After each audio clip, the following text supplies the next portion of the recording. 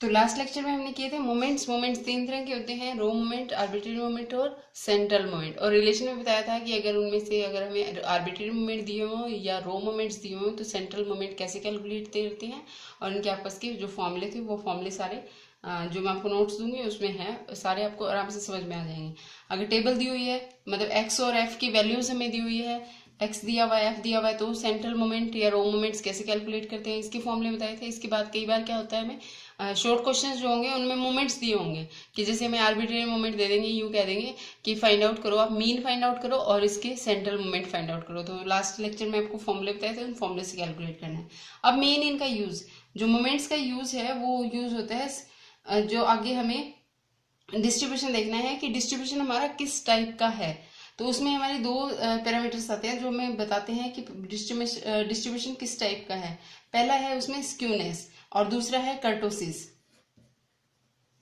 तो इन वैल्यूज को कैलकुलेट करने के लिए हमें जरूरत पड़ती है मीन, मीडियन, मोड और मोमेंट्स की, जो हमारे मेजर ऑफ सेंट्रल टेंडेंसी और मोमेंट्स की जरूरत पड़ती है, जिससे कि हम ये वाली वैल्यूज कैलकुलेट कर सकते हैं, वैल्यूज क्या पैरामीटर्स कैलकुलेट कर सकते हैं, जिससे हमें आइडिया हो जाए कि जो डाटा है वो सेंटर में ज़्यादा है या बिखरा हुआ ज़्यादा है या किस साइड उसका झुकाव ज़्यादा है, कि सिमेट्रिक है या नहीं वो डाटा। कि कई बार हम जैसे प्रिडिक्शन करनी होती है, अगर डाटा ही सिमेट्रिक नहीं है तो प्रिडिक्शन में एरर आने के ज़्यादा चांसेस रहते हैं, अगर डाटा सिमेट्रिक है तो प्रिडिक्शन ज़्यादा एक्यूरेट होती है। तो ये स्टैटिस्टिक्स में इसके एप्लीकेशंस में यूज होता है। हमारे अभी सिलेबस में स्क्यूनेस और कर्टोसिस तक ही है। तो स्क्यूनेस और कर्टोसिस हम कैसे फाइंड आउट करते हैं, ये देखो। स्क्यूनेस और कर्टोसिस के लिए डिफरेंट फॉर्मूले हमारे पास। कर्टोसिस के लिए एक हम मोमेंट्स वाला ही फॉर्मूला यूज करेंगे, स्क्यूनेस में हमें कई फॉर्मूले दिए हुए हैं वो फॉर्मूले करते हैं। स्क्यूनेस होती क्या है पहले ये देखते हैं कि जैसे जो डाटा हमें दिया हुआ है अगर वो सिमेट्रिकली इक्वली डिस्ट्रीब्यूटेड होता है तो ये इस शेप में बनता है, हमारा सिमेट्रिक फॉर्म में बनता है। जैसे ऐसे जो हमने नॉर्मल डिस्ट्रीब्यूशन में बेल शेप किया था, ऐसा हमारा जो डाटा का डिस्ट्रीब्यूशन है वो इससे डिनोट करेंगे। अगर वो डाटा पॉजिटिवली स्क्यूड है तो वो ग्राफ कुछ ऐसा बनता है हमारा, ठीक है। और डाटा अगर नेगेटिवली स्क्यूड है तो वो इस टाइप में ग्राफ बनता है, ये जैसे सेंटर की वैल्यू होगी हमारी और इस टाइप में। इसमें क्या होता है, मीन, मीडियन और मोड इस सेंटर वाली लाइन पे ही होते हैं। जो हमारी सेंट्रल वैल्यू है मतलब वो सेंटर को ही डिनोट करेगी, इसको बोलते हैं सिमेट्रिक, ठीक है। कैसी स्क्यूनेस है, सिमेट्रिक डिस्ट्रीब्यूशन है। स्क्यूनेस में कैसा स्क्यूनेस है, ये सिमेट्रिक, कि किस साइड ज्यादा खिंचा हुआ है, पॉजिटिव साइड ज्यादा खिंचा हुआ है तो इसे कहते हैं पॉजिटिवली स्क्यूड। पॉजिटिवली स्क्यूड में क्या होता है कि मीडियन, ये हमारा बीच में मीडियन आता है, इधर मीन आता है और ये मीडियन होता है और मोड इस साइड आता है। ऑब्वियसली जहां पे ज्यादा वैल्यूज होंगी, ज्यादा रिपीट हो रही होंगी, वो मोड को डिनोट करेंगे। नेगेटिवली स्क्यूड में जैसे ये हमारे मान लेते हैं मीन है और फिर इधर मीडियन आएगा और फिर मोड आएगा, ये होता है नेगेटिवली स्क्यूड, ये होता है पॉजिटिवली स्क्यूड और ये होता है सिमेट्रिक। अब हमें डाटा को देख के कैसे पता चलेगा, अब हमें ग्राफ तो कोई ड्रॉ करके नहीं देगा और डाटा से हम डायरेक्टली ग्राफ से पता भी नहीं कर पाएंगे। अब हमें कैलकुलेशन से कैसे पता चलेगा कि स्क्यूनेस किस टाइप की है, कि वो सिमेट्रिक है डाटा या वो पॉजिटिवली स्क्यूड है या नेगेटिवली स्क्यूड है। तो इसके लिए हमारे पास कुछ फॉर्मूले हैं, उन फॉर्मूलों में जो अभी तक हमने सेंट्रल टेंडेंसी और मोमेंट कैलकुलेट किए हैं उनका यूज करके उन फॉर्मूले में वैल्यू पुट करेंगे और वैल्यू पुट करके हम बता पाएंगे कि जो हमें डाटा दिया हुआ है वो कैसा है, स्क्यूनेस कैसी है, वो सिमेट्रिक है डाटा, पॉजिटिवली स्क्यूड है, नेगेटिवली स्क्यूड है। तीन तरह की डाटा की हमारी कैटेगरी होती है स्क्यूनेस की, सिमेट्रिक है, पॉजिटिवली स्क्यूड है या नेगेटिवली स्क्यूड है, ये हमें कैसे पता चलेगा। तो इसके लिए कुछ फॉर्मूले हैं जो स्क्यूनेस कैलकुलेट करने के 4 फॉर्मूले हैं। फर्स्ट है कार्ल पियर्सन मेथड।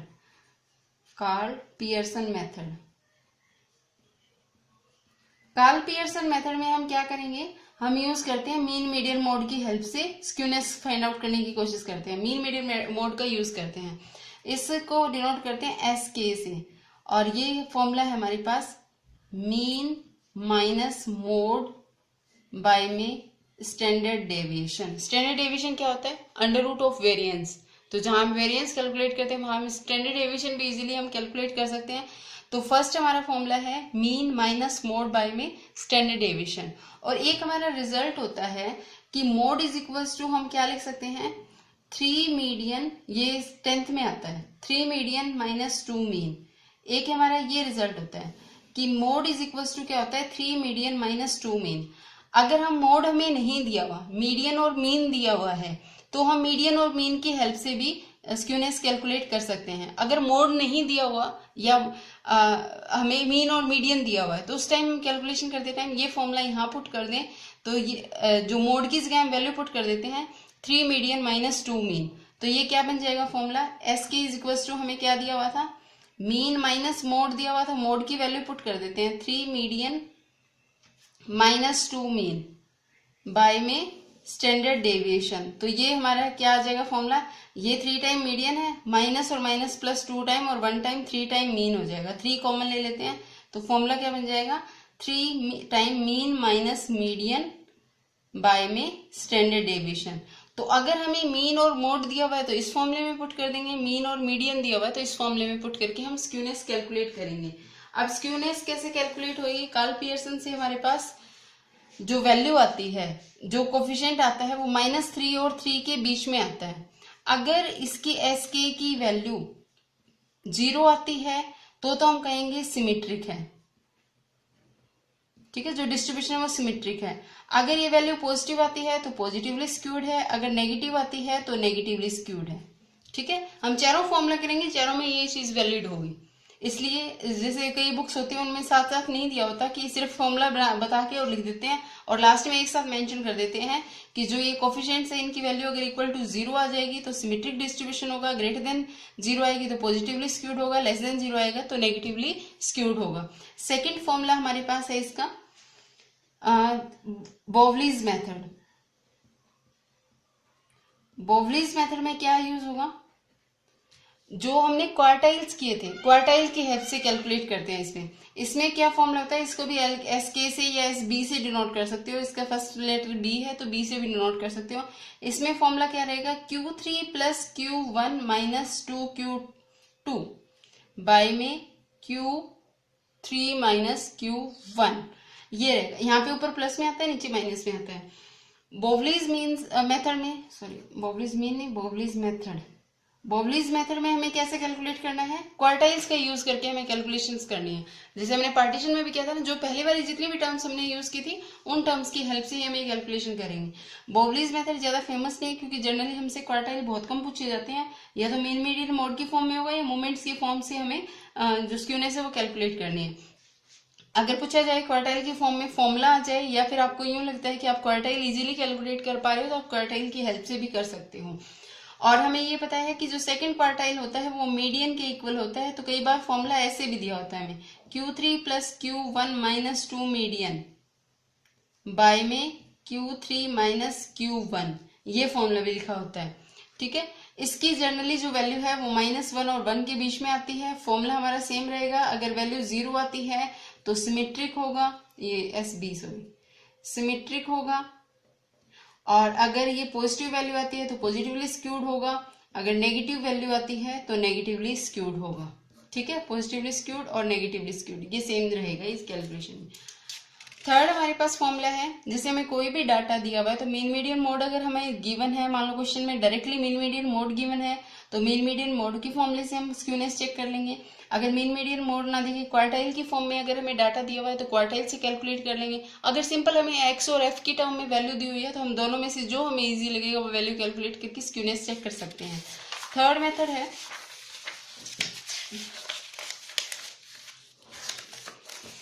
एक सेकंड प्लीज ले लेती हूँ।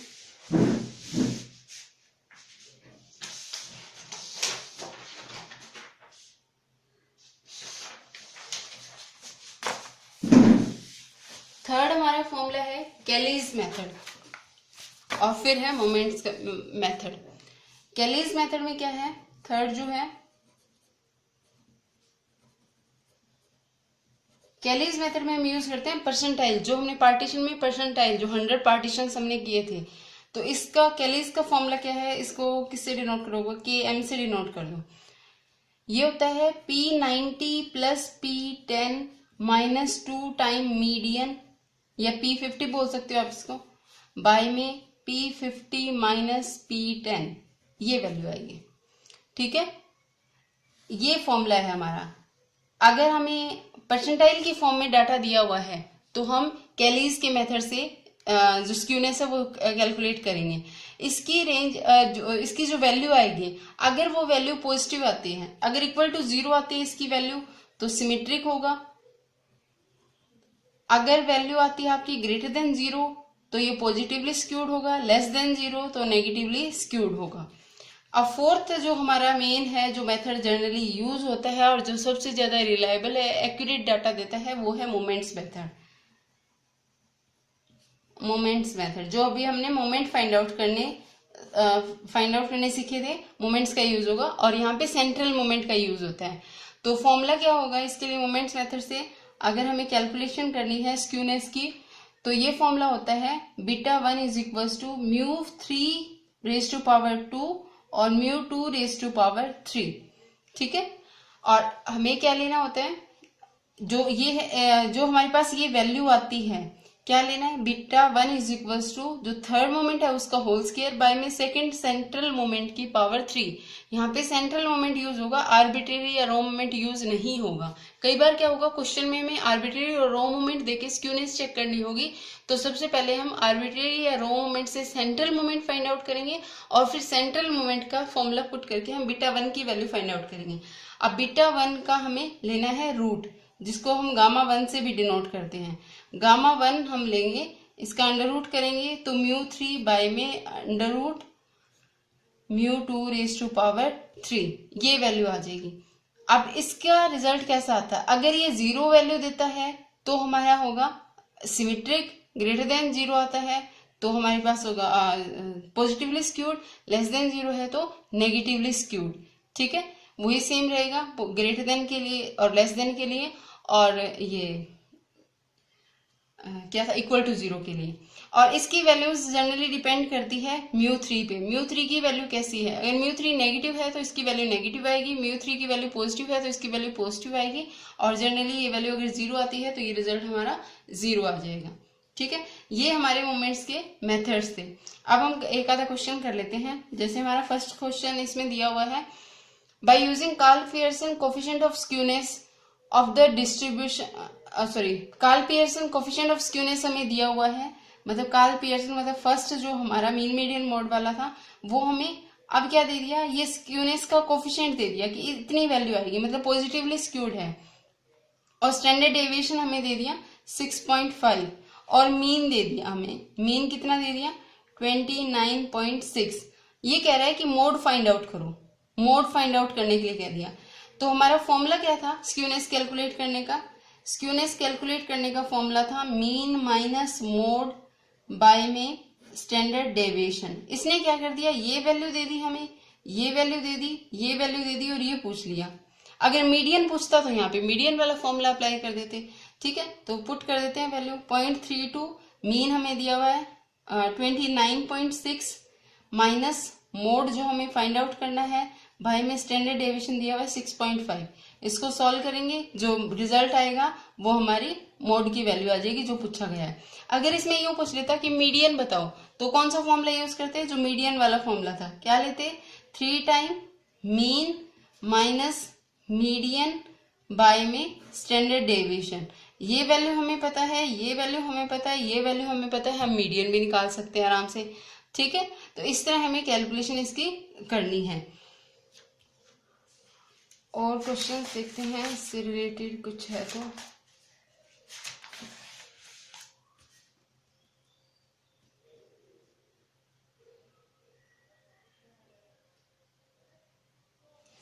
देखो आगे हमें क्वेश्चन दिया हुआ है कि जो भी डाटा है हमारा स्क्यूड डाटा, उसका अर्थमेटिक मीन, मतलब मीन हमें दिया हुआ है 100, वेरिएंस हमें दिया हुआ है 35, और Karl Pearson coefficient of skewness, coefficient of skewness मतलब SK हमें दिया हुआ है 0.2। Find mode and median, mode and median दोनों फाइंड आउट करने हैं। तो हमें क्या दिया हुआ है, मीन दिया हुआ है, स्टैंडर्ड डेविएशन हम निकाल लेंगे, वेरिएंस का अंडर रूट होता है स्टैंडर्ड डेविएशन, मतलब स्टैंडर्ड डेविएशन हमें कितना दिया हुआ है अंडर रूट 35, और ये जो वैल्यू है एस के की वैल्यू दी हुई है। मोड फाइंड आउट करने के लिए ये वाला फॉर्मूला यूज कर देंगे, मीडियन फाइंड आउट करेंगे तो ये वाला फॉर्मूला यूज कर लेंगे। ठीक है,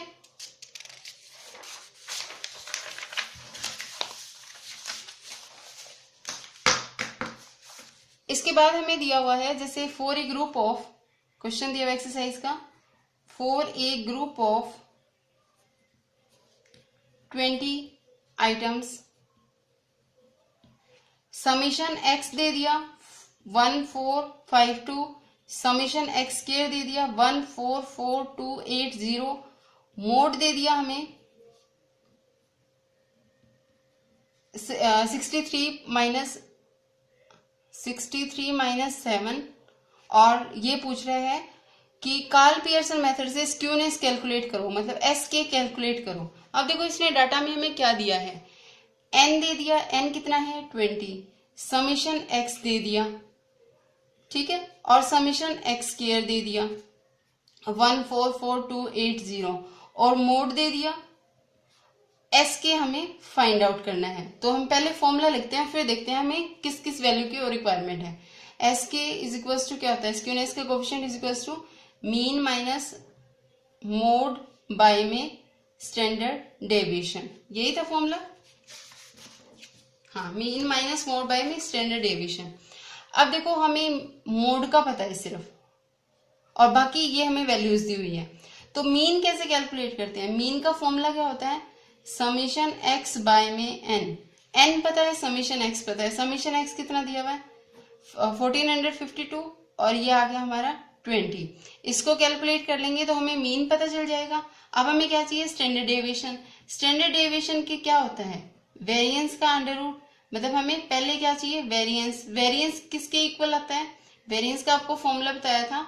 अगर हमें एक्स स्क्वायर और एक्स अलग अलग दिया हुआ है, मतलब मीन और एक्स स्क्वायर की वैल्यू अलग अलग दी हुई, दो फॉर्मूले थे ना हमारे पास वेरिएंस के, 1/n समीशन एक्स आई का स्क्वायर माइनस एक्स बार का होल स्क्वायर, एक फॉर्मूला तो ये था, और एक फॉर्मूला हमारे पास क्या था, 1/n समीशन एक्स आई माइनस एक्स बार का होल स्क्वायर, इकट्ठा होल स्क्वायर। तो ये वैल्यू तो हमारे पास है नहीं, ये वैल्यू हमें पता है, ये वैल्यू हमें पता है, तो इससे कैलकुलेशन करेंगे। कैसे पता है हमें ये वैल्यू, समीशन एक्स स्क्वायर हमें दिया हुआ है, और मीन क्या होता है, समीशन एक्स बाय एन का होल स्क्वायर, ऐसे लिख सकते हैं मीन को, मीन के होल स्क्वायर को हम क्या लिख सकते हैं, summation x by n mean होता है, और इसका होल स्क्वायर है तो इसका होल स्क्वायर कर देंगे।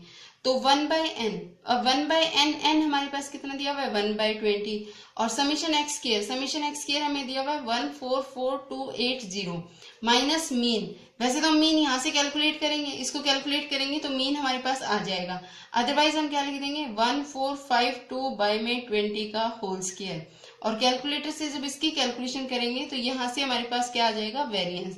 और स्टैंडर्ड डेविएशन क्या होता है, रूट वेरिएंस, तो स्टैंडर्ड डेविएशन आ जाएगा हमारे पास। स्टैंडर्ड डेविएशन निकाल लिया हमने, मीन निकाल लिया हमने, मोड हमें दिया हुआ था, मोड मीन और स्टैंडर्ड डेविएशन पता चल गया तो एस के फाइंड आउट कर सकते हैं, और ये कैलकुलेशन करके हम रिजल्ट फाइंड आउट कर लेंगे। ठीक है, अगर हमें डाटा दिया हुआ है सिंपल एक्स और एफ की, एक्स की वैल्यू दी हुई है, एफ दिया हुआ है, तो कैसे करेंगे, फॉर्मूला हमें पता है, हम डायरेक्ट क्या फाइंड आउट करेंगे, मोमेंट फाइंड आउट करेंगे, मोमेंट्स फाइंड आउट करके और मोमेंट से कैलकुलेशन कर देंगे। अगर आप चाहते हो कि इस डाटा से mean median mode find out करके करना चाहते हो तो उससे कर सकते हो। अगर आपको लगता है कि क्वार्टाइल का फॉर्मूला ज्यादा ईजी है, मैंने उस पर ज्यादा प्रैक्टिस की है, तो क्वार्टाइल के लिए बता दिया आपको।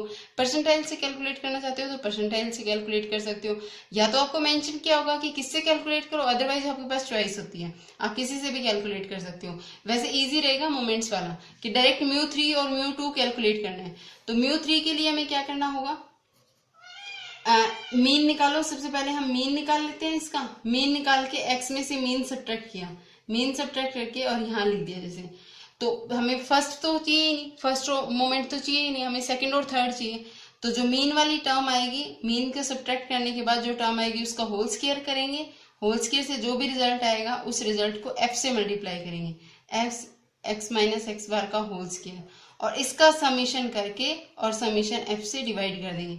ये तो आ जाएगा सेकंड सेंट्रल मोमेंट, इसका क्यूब करके एफ से मल्टीप्लाई करके ऐड करेंगे तो ये आ जाएगा थर्ड सेंट्रल मोमेंट। तो ऐसे सेकंड और थर्ड सेंट्रल मोमेंट निकालेंगे और वैल्यू पुट कर देंगे, जो हमारे मोमेंट्स वाला मेथड है उससे हमारे पास स्क्यूनेस आ जाएगी। तो ये स्क्यूनेस थी। अब एक फॉर्मूला रह गया आपका कर्टोसिस का। कर्टोसिस का फॉर्मूला नेक्स्ट वीडियो में करवाती हूँ।